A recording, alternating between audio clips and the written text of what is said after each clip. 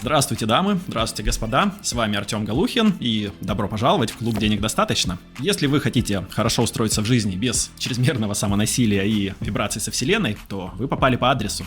А если настроены очень решительно, то заходите к нам в клуб на Бусти, там еще больше контента. И обязательно досматривайте видео до конца, ведь в конце будут самые сок, практические советы, ну и конкурс на халявную подписку на Бусти. А сегодня тема нашего видео – как нами, вами манипулируют работодатели и что с этим можно поделать. Тема непростая, но очень важная, возможно, кому-то из вас она спасет нервные клетки, например. Так что досматривайте видео до конца, потому что в конце все практические советы, ну и конкурс.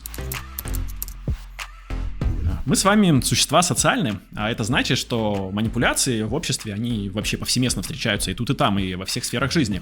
И знаете, есть вот такие безобидные, когда чешешь носа, у вас он тоже, возможно, зачесался, или когда в метро зеваешь и запускаешь целую цепную реакцию зевающих людей. Но те манипуляции, которые мы сегодня с вами будем разбирать, можно охарактеризовать как использование приемов, в основном психологических, для достижения своих целей за счет ресурсов других людей. Что-то я испытывал на себе, что-то видел, подслушал у других, там, начиная от рабства на стройке и заканчивая работой в богатой айтишке в арабской стране. А что-то и вовсе использовал сам, когда занимался, например, строительным бизнесом, и иногда мне нужно было в условиях ограниченных ресурсов достигать каких-то более значимых результатов. И почему вообще возникают манипуляции? Давайте разберем.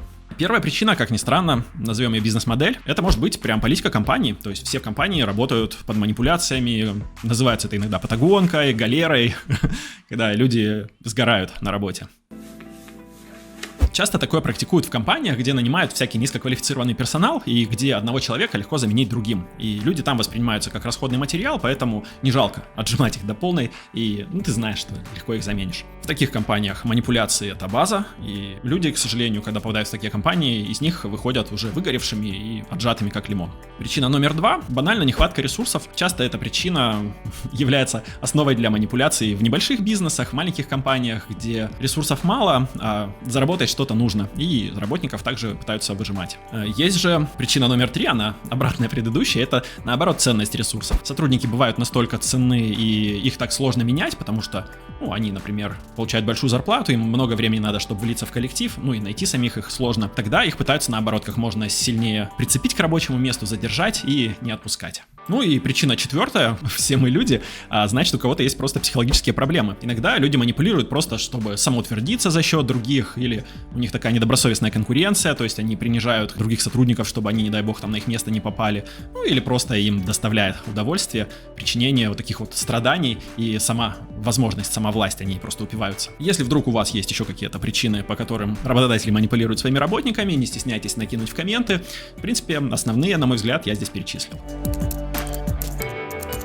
И с причинами разобрались, давайте переходить к базе. Какие бывают манипуляции? И тут я их разделил на 2 группы, как ни странно, на кнут и пряник. И начнем давайте с пряника, чтобы потихоньку поднимать градус напряга. И тут вы можете возразить: пряник, какая же это манипуляция? Это вроде позитивная штука. Вот такая манипуляция. Иногда пряника могут так привязать к работе, что даже когда тебе уже не вмоготу и ты сгорел и выдохся, а все равно уйти не можешь. И начнем с манипуляции, на которую мало кто и, наверное, может-то пожаловаться или хотел бы пожаловаться. И я тут говорю о золотой клетке. Это такая манипуляция, когда платят выше рынка, или хотя бы выше, чем у конкурентов. Этот пряник в некотором виде я прочувствовал прямо на себе, когда и только зашел вообще работу программистом по найму и сразу начал получать выше, чем средние зарплаты вообще по рынку какие-то. И особенно, когда работал на своем последнем рабочем месте в арабском стартапе, где платили по меркам программистов выше, чем рынок РФ, и даже выше, чем некоторые рынки Европы. И в этом, кстати, некоторая ловушка самой ниши IT, куда люди, когда попадают, они потом из нее выйти не могут, потому что некуда идти-то, нигде больше столько не платят. Вообще, как мне кажется, это замечательная манипуляция, потому что чем щедрее работодатель, чем больше он платит, тем приятнее с ним работать. В конце концов, мы с вами же на работу идем ровно для того, чтобы зарабатывать деньги. Да, но повторюсь, в чем вот эта тонкость, сложность этой манипуляции, в том, что ты сначала становишься рабом своего образа жизни, богатого, а через это ты становишься рабом на рабочем месте, потому что уйти ты оттуда не можешь, некуда там. Вы поняли, да. И вдогонку к золотой клетке есть еще одна замечательная такая манипуляция, называется премия. От банального, когда ты уже подгораешь, уже все, сдаешься, хочешь уволиться, но думаешь, дай-ка доработаю до следующей премии, тут немножко осталось, месяцочек, а потом получаешь премию, как-то тебя насыпали денег, ты довольный, снова радостный, и до следующей премии так и работаешь. Ну, одна за другой, одна за другой. Разумеется, это работает, когда премия действительно жирная. А то я помню, когда-то работал в гипермаркете, и у нас там ради того, чтобы получить премию в какую-то копейку, там типа 1000 рублей, надо было сделать прибыль всем отделам, а для этого надо было каждому выложиться, там, я не знаю как. Ну, наверное, там все, весь расчет строился на того, что руководители отделов получали хорошие премии, а мы, работяги, не очень. Еще одной разновидностью премии можно назвать индексацию зарплаты за выслугу стажа. Знаете, когда вы год отработали, а вам накинули там на зарплату еще денежку, потом еще, и чем дольше так работаете, тем больше вам кажется вот эта добавленная ценность за то, что вы просто там отработали какое-то время. И кажется, что вы ее потеряете, если просто уйдете работать в другую компанию. Так и получается, что премии, как и прочие пряники, они как бы вас приклеивают к рабочему месту, и порой, даже когда вам все уже надоело и хочется чего-то более интересного и другого, вместо того, чтобы искать новые варианты, ходить по собеседованиям, вы сидите так вот и ждете премии, так, год за годом и год за годом. Еще из пряников стоит упомянуть такую тему, как еда на рабочем месте. Ништячки, прянички, чаек и все тому подобное. Причем стоит понимать, что это не только разговор про айтишку и богатые компании, где вас там в ресторанах кормят на работе. Здесь речь и про обычную столовую на заводе. Ведь когда кормишь сотрудника, это что-то большее, чем просто накинуть калории работяге, чтобы он там в обморок голодный не упал. Видимо, у нас еще с каких-то древних времен у людей есть такая тема, что если мы с кем-то разделяем еду, у нас вырабатывается доверие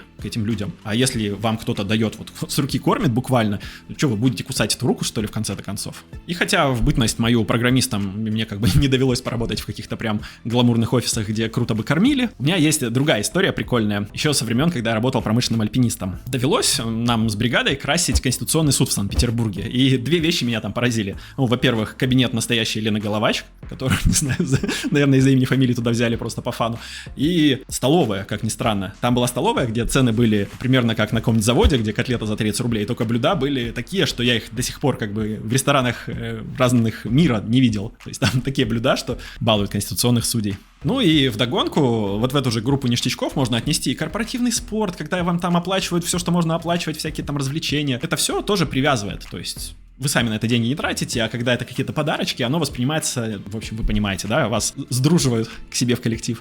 Следующая манипуляция довольно неоднозначная. Я бы вообще ее назвал нечестной игрой.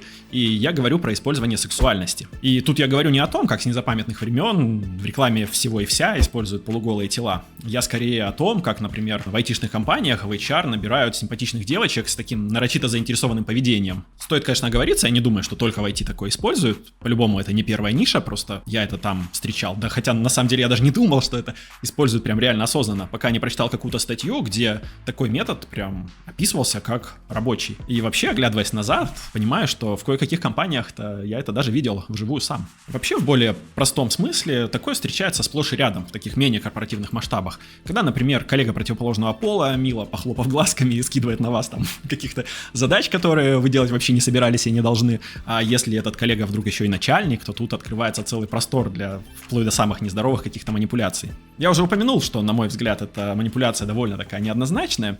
И я имею в виду, что в прянике я ее записал в основном, потому что кнуты гораздо более жесткие. Хотя это тоже, такое себе. И последняя коробка пряников у нас с вами на сегодня – это психологические манипуляции. Я бы их назвал поглаживание. Обычную похвалу за хорошо выполненную работу, несмотря на то, что она безусловно эффективна, можно назвать скорее все-таки поощрением, чем манипуляцией. Как и психологическую поддержку сотрудника можно назвать инвестицией в его будущую работоспособность. Но, когда начинаются всякие вот эти заигрывания с чувством собственной важности, типа сделай еще, у тебя же всегда это так замечательно получается, или да мы все здесь только ради тебя и собрались, как бы, я-то что, мое дело малое. Это уже звоночек. Еще со стороны руководителей часто используется такая техника, как возвышение. Когда возносят сотрудника, рассказывают, что я вообще здесь у вас прислуживаю, вот вы все молодцы, вот ты вообще самый здесь талантливый человек и справляешься гораздо лучше меня, вот поэтому на тебе, короче, иди и делай. Хотя, справедливости ради, в любой нормальной компании, где руководитель вдруг будет валить ответственность свою там и обязанности на подчиненных, это не будет как бы признаком хорошего руководителя. Но, к сожалению, мы живем не в идеальном мире, и у нас всякое бывает. И подобные поглаживания, к сожалению, часто не используются как такая конструкция паровоз, когда тебя 2-3 раза гладят, а потом заталкивают тебе просто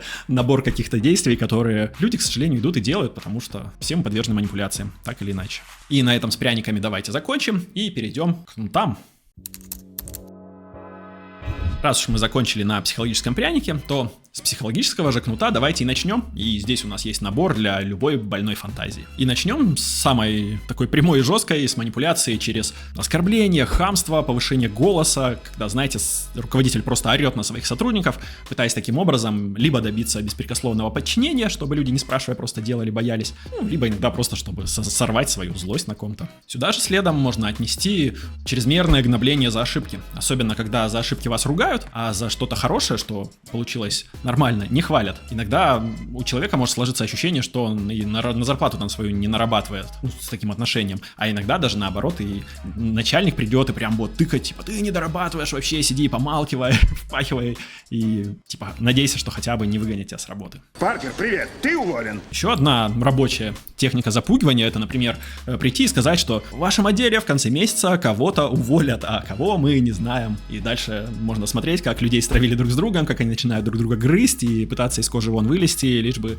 не вылететь. К психологическим же манипуляциям можно отнести и всякие подковерные игры, вот эти интриги на рабочем месте. Знаете, когда вы иногда попадаете в коллектив, а вам сходу начинают рассказывать, что здесь вот есть такой лагерь, сякой, к какому-то надо примкнуть, против кого-то вместе надо объединяться, или могут вообще настроить коллектив против вас.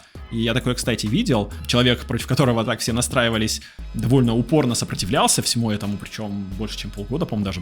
Да так, наверное, еще дольше меня и остался работать. И все бы ничего, если бы эта работа не была работником торгового зала, то есть самой низкой ступени, и человек не жил бы в другом конце города. То есть я не понимаю, зачем такая решительность, но достойна восхищения. Более комплексное, но все еще психологическое взаимодействие — это создание такой атмосферы на работе, когда все горит, сроки уже все профаканы, когда вы получаете задачу уже просроченной, то есть вы уже виноваты, что ее не выполнили, хотя вы ее только получили. Или когда, например, начальник любит засиживаться допоздна на рабочем месте, сидит, смотрит ютабчики, а подчиненные боятся уйти, потому что, будет некрасиво, начальник же еще работает. Иногда вас могут попытаться унизить или заставлять испытывать беспомощность, когда начальник, знаете, говорит: да радуйтесь, что вам дали вообще работу, будьте благодарны. Что вы такие неблагодарные, на рынке вообще там работы нет, будете сидеть голоду умирать. Что интересно, что в России, например, сейчас ситуация обратная, то есть не хватает-то именно рабочих рук, и в какой-то веке можно работникам диктовать свои правила работодателю. Пользуйтесь этим.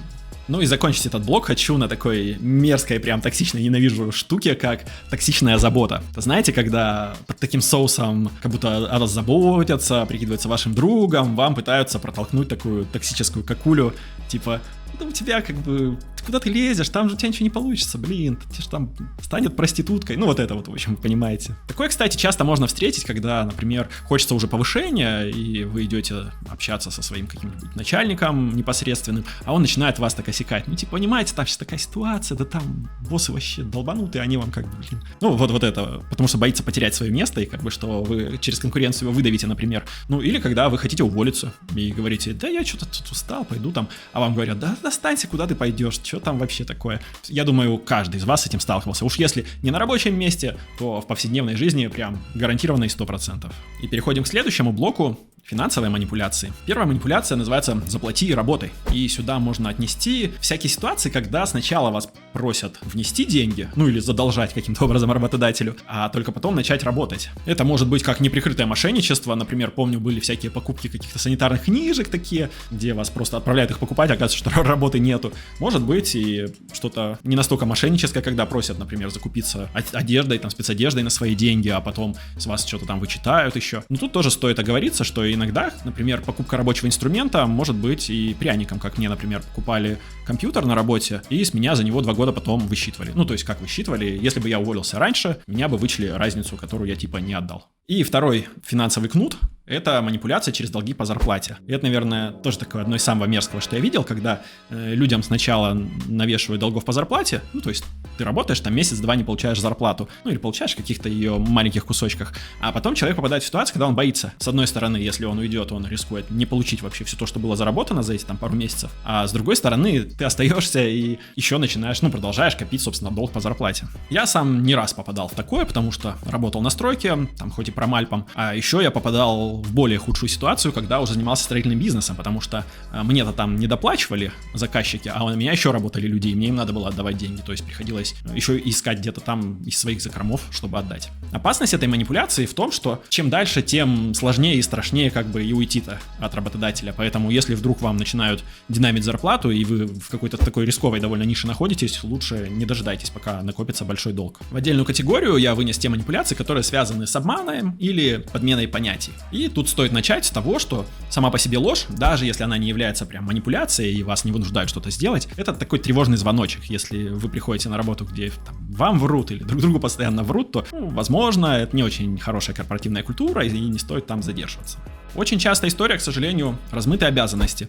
Причем иногда ты, в принципе, приходишь на работу и не понимаешь вообще, что от тебя нужно, и тебе могут навяливать все, что угодно. А иногда даже у вас могут быть должностные инструкции, и как бы, тем не менее, все равно сверх них вам пытаются постоянно что-нибудь накинуть. Замечательно, сверху как раз работают всякие поглаживания, когда, чтобы накинуть и чтобы вы это как бы скушали проще, вам еще говорят, ну, вы же молодец, у вас же так хорошо это все получается. Но по факту это обман. Манипуляция тоже из разряда обмана, но такая более узкая, это обещания несбывчивые. Особенно, что касается зарплаты, когда говорят, вот сейчас ты за копеечки поработаешь, а потом мы тебе ее поднимем. Но оказывается, что если не хотели платить сразу, как бы, скорее всего, и потом тоже не поднимут. А если не было договоренностей прям прямых, то есть вот такие-то условия выполнены, такой-то результат вы получаете в качестве денег, то, в принципе, можно и заведомо понять, что это какой-то обман. Еще одна манипуляция через обман — стажировка, которую не пройдешь. Часто на какие-то такие простые позиции, где зарплата прям какая-то либо нулевая, либо очень-очень маленькая. И говорят, что нужно поработать, обычно еще какой-нибудь длинный такой срок, типа 3 месяца. Вот, это часто оказывается обманом, потому что через такую схему добывают дешевую рабочую силу. Или бесплатную, даже в некоторых ситуациях. Люди работают по 3 месяца, а они потом просто набирают следующих людей, следующих, и устраивают такую текучку. Еще одна манипуляция из категории сказок — это сказки о повышении. Тоже, я думаю, многие сталкивались. Вообще, если в компании вашей вы смотрите вокруг и не видите, чтобы кого-то сильно повышали, то когда вам обещают повышение, в свою очередь, тоже можно к этому относиться довольно настороженно. И вообще, с точки зрения бизнеса, часто, не всегда, конечно, но часто есть такая ситуация, что повышать кого-то из своих текущих сотрудников дороже и не так эффективно, как нанять человека с улицы, потому что вы начинаете двигать штат, как бы в связи с этим у вас начинаются проблемы, потому что надо найти туда сотрудника, поменять всякие бизнес-процессы, начинаются какие-то переучивать надо этого сотрудника, да, вопрос, как с ним коллеги будут взаимодействовать, которые раньше с ним были там линейно на одном уровне. Ну, это так, чтобы вы понимали, что не всегда повышать внутри компании хорошо, как бы вам не говорил об этом работодатель. Демпинг — это такая манипуляция, которая чаще встречается, когда вы работаете в формате там а-ля фрилансера или предпринимателя. Очень часто это бывает в формате типа вот у меня есть огромный объем, давайте сейчас вот мы сработаемся, вы там в обойму попадете, а потом вот этот объем будем делать. Ну, здесь уже очевидная подмена понятий, потому что большой объем — это не есть большие деньги. Как бы дать-то он вам объем, может, и хочет, захочет ли много за это заплатить. И скидка-то на опт — это тоже в целом нормальная история, то есть когда к вам приходят, хотят побольше услуг, вы можете дать скидку, ну, потому что для вас это некоторая стабильность, там, социальная защищенность на какой-то промежуток времени, но всему есть свой предел, тут надо считать, потому что бывает, что вам продадут какой-то объем работ на 2 месяца, да, а зарплата там на 2 недели, и вопрос, как бы, лучше 1,5 месяца ничего не делать или 2 месяца работать за те же деньги. Вариантов обмануть своего работника у работодателей бывает очень много, манипулировать довольно просто, и закончу я этот блок на такой манипуляции, как постановка недостижимых целей. Когда, например, вам ставят какой-то план, заведомо недостижимый, ну или там через чудо достижимый, чтобы получить премию. И в итоге никто в компании никогда премии не видит, и как бы все только в мечтах где-то с ней встречаются. А манипуляция здесь, очевидно, заключается в том, что вам-то придется работать на износ, особенно поначалу, когда вы еще верите в то, что премия возможна, как бы, что чудо случится, вы вкалываете. Ну, а дальше придут следующие, будут вкалывать они. Все манипуляции, и собирать-то долго, да, и в одном видео их очень сложно будет описать, потому что видео огромное получится.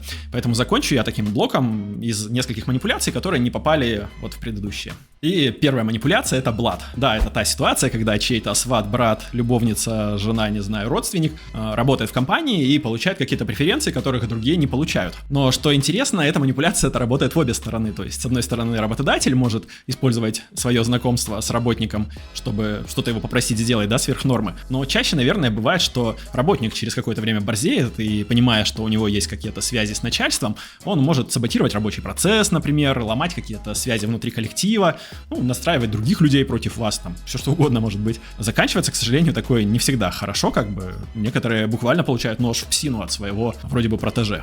Довольно специфическая манипуляция, в которую я однажды тоже умудрился чуть не попасть, когда меня пытались втянуть в пилёж там госбюджета, это так называемая круговая порука и вообще незаконный формат деятельности. Когда ты втягиваешься в какую-то такую схему, ну и вот на это соглашаешься, ты приступаешь закон и оказываешься в довольно уязвимом положении, в котором тобой манипулировать проще простого. Тебе просто ставят выбор, либо ты делаешь дальше то, что тебе говорят, либо с тобой поступают каким-то образом не очень хорошо, да, там посадят, подстрелят, я не знаю. В общем-то, на этом держатся многие криминальные структуры, очевидно, там все со всеми повязаны, да, и некоторая часть бизнеса, так называемого, из 90-х, вот она тоже на этом примерно построена. В такие манипуляции лучше от слова никогда, вообще совсем никогда не попадать, потому что, это билет в один конец. Ты не знаешь, чем потом обернется в будущем вот такая вот история. И да, важно тут упомянуть, есть такая тема, возможно, вы слышали, я много раз сталкивался с людьми, которые на полном серьезе этим хотели заниматься. История, когда тебя берут номинальным директором. Вам обычно рассказывают, что да вы будете просто директором, да почитайте закон, гендиректор, он вообще ничем не ответственный, никакой субсидиарной ответственности не несет. Но, есть одно большое жирное но. Если, будучи директором какого-то юридического лица, вы нарушаете закон, а вы будете нарушать закон, номиналов ставить для того, чтобы обнальные конторы собирать, чтобы там прокатывать через какие-то тендеры вот так же деньги там и их вытаскивать. В общем, только для незаконной деятельности, иначе нет смысла вам платить там какие-то деньги за то, что вы где-то директор. Когда вы нарушаете закон, вы несете полную ответственность за это, и вас могут посадить. И закончим блок кнута на чем-то уж совсем жестком, на физическом насилии и буквально рабстве. Это уже, конечно, не просто манипуляция, это прям вопиющее нарушение закона, нарушение прав человека. Но, к сожалению, по всему миру до сих пор встречаются ситуации, когда у людей забирают документы, их там, в рабских условиях буквально заставляют жить, работать, там, не уезжая с работы. К сожалению, это есть. И, надеюсь, никто из вас в такой ситуации не находится и никому не представится такой замечательной возможности. А прежде чем продолжить, прикиньте, пожалуйста, в своей голове, какие манипуляции вам встречались на вашем рабочем месте. Может быть, где-то вы могли не подумать о том, что это манипуляции, и принять это за что-то вполне нормальное, повседневные рабочие отношения. Вот, будет круто, если напишите в комменты и дадите нам тоже знать, мы отреагируем и тоже ответим. Давайте перейдем к практическому блоку. Что же делать, если вы стали жертвой манипуляций? Чтобы что-то делать, надо для начала, конечно, заметить эти манипуляции. То есть начните с того хотя бы, чтобы в голове где-то там отложить те манипуляции, о которых я сказал, потому что очень часто люди думают, что так и надо вообще, в работе вот так вот и общаются. То есть если начальник вам манипулирует буквально, то спускают ему с рук или вообще не думают о том, что это манипуляция. Часто таким ярким индикатором того, что вами манипулируют на рабочем месте, можно назвать ощущение вот этого стыда, вины собственной, когда непонятно почему вы на работе вместо того, чтобы испытывать нормальные рабочие эмоции, начинаете чувствовать вот это. Если вдруг у вас какие-то проблемы с самооценкой, и вы думаете, что вся причина в этом, то можно сходить к психологу, например, на консультацию, там разобраться, и вам помогут отделить, где реально проблемы, которые в вас, а где проблемы те, которые вам создал ваш работодатель. Помните, если вы не в рабстве, то работа — это всегда та игра, где играют двое. Работа — это всегда именно взаимовыгодное сотрудничество. У нас часто встречается такое отношение, что типа деньги, они почему-то дороже работы. То есть тот, кто типа платит и банкет заказывает, тот каким-то образом более великий, высокий, я не знаю, более правый. Хотя на самом деле, когда вы где-то работаете, вы генерируете эти деньги. То есть те деньги, которые компания получает, вы участвуете в их генерации. И за это вы получаете просто свой кусок из этих денег.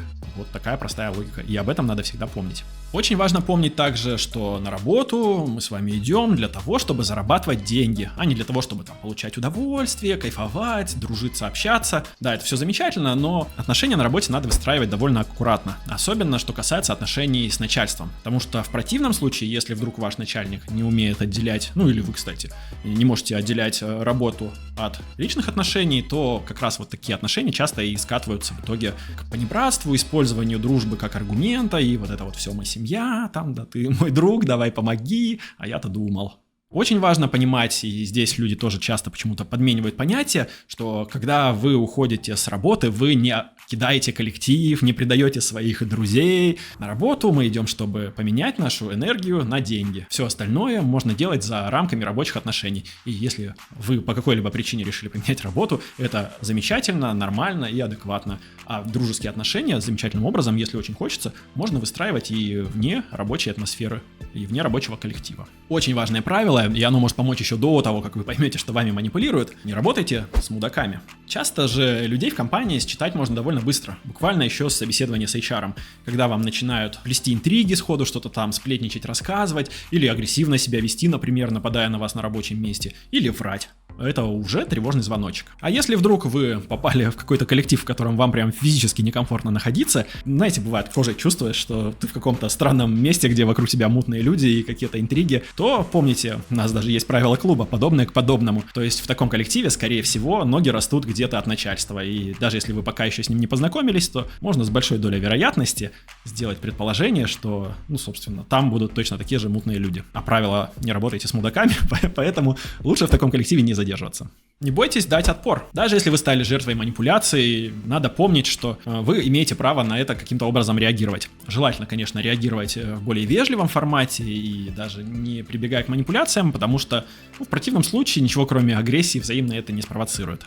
Почему не стоит в ответ манипулировать, спросите вы? Тут все просто. С одной стороны, это превратится в бесконечный цикл манипуляций, когда вы это втягиваетесь, вам из этого обратно потом не выбраться.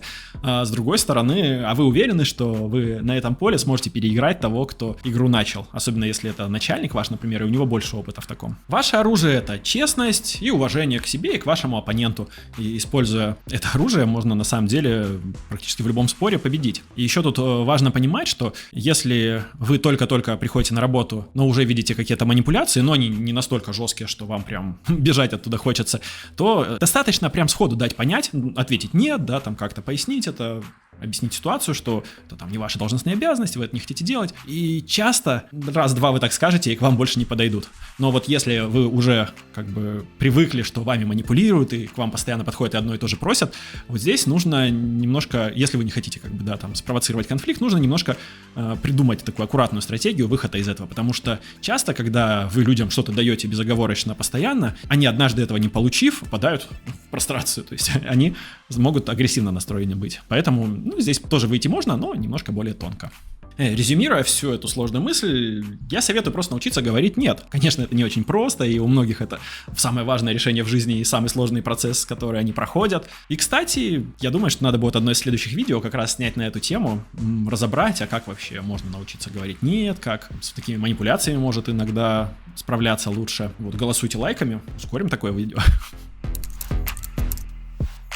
Говорят, Илон Маск стал таким богатым, потому что каждый раз, когда он досматривает видео до конца, он поддерживает автора, ставит ему лайк, подписывается на канал, звонит в колокол, а еще пишет комментарий развернутый и осмысленный. Будьте как Илон и будете тоже богатыми.